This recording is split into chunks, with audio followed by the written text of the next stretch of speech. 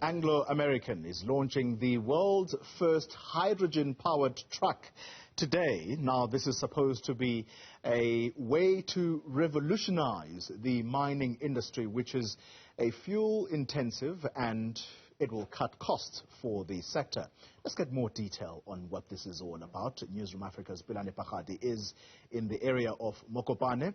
This is in Limpopo at the launch of this hydrogen-powered truck. Pelane Phakgadi, I see a massive vehicle behind you. In fact, one of the people who are actually getting onto that truck, possibly to the driving seat, they're using a staircase to get up there. The significance of this, I mean, the truck itself is significant, make no mistake, but talk to us about what this truck is meant to do.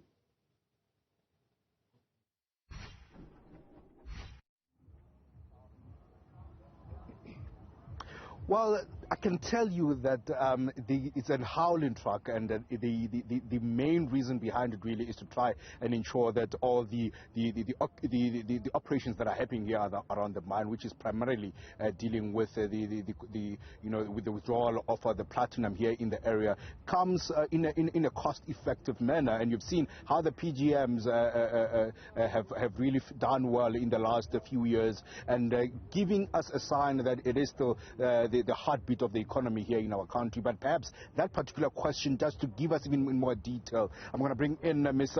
Famida Smith, just to give us an indication here. In Anglo American, you say this is the first one of its kind, and this is one of your biggest plans around the world, and you brought it here in South Africa. The president will be one of the people who are meant to go on top of it. But somebody might ask, why should we care about hydrogen? What's the importance of this truck?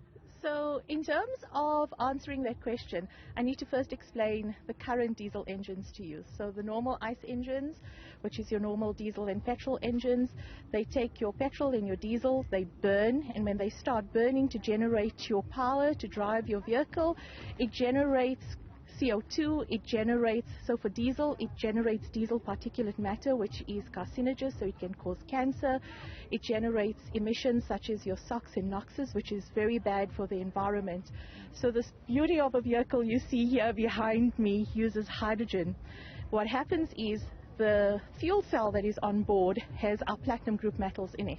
The platinum group metals split the hydrogen. When the hydrogen splits into its positive and negative ions, the negative ions generate power. The positive ions combine with oxygen from the air and forms water. So the only thing this vehicle has going out of it is pure water.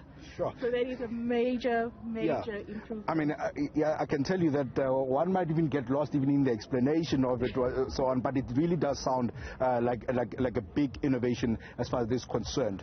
A number of units, perhaps, that you're looking to have across the platinum. You have your Rustenburg belts that you might even want to be using this kind of a hauling truck there. Do you perhaps foresee the increment of this of this particular fleet?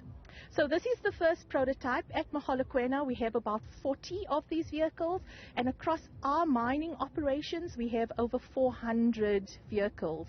So just tying back to your first question, what does that mean from a global perspective? When you're talking CO2 emissions, putting these vehicles, all 400 into play, will reduce or remove CO2 emissions for about 500,000 diesel vehicles on the road. Maybe just to touch on this, you and I spoke about it a little bit off air, but what is the significance as far as a cost is concerned? Yes, you are still on the prototype, but what do you think, what do you foresee in the future as far as cost is concerned?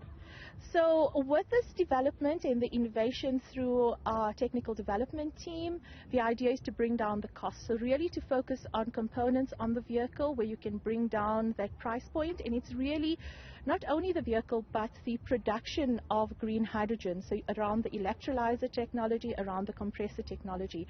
So what actually happens is, with economies of scale, as you start getting more and more of these systems on the road, the price point comes down because you have better ways to manufacture the equipment, you can optimize your cost, and with optimizing your cost, you decrease it.